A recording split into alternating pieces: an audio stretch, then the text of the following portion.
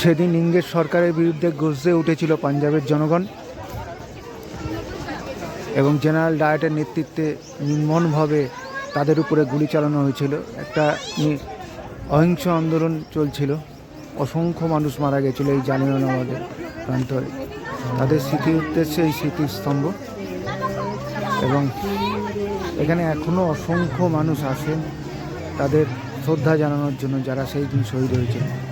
মানে ছোট ছোট বাচ্চাদেরও জেনারেল ডায়ারের নেতৃত্বে ইংরেজ বাহিনী ছাড়েনি, তাদের উপরেও গুলি চালিয়েছিল। জেনারেল ডায়েটের নেতৃত্বে যে গুলি চালানো হয়েছিল তার স্মৃতি এখনও এখানে রাখা আছে। দেখুন, মার্ক করা যে গুলিগুলোর দাগ।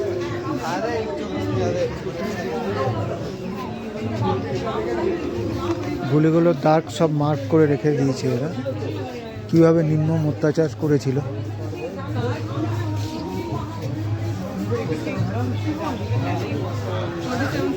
আপনারা স্মরণ করুন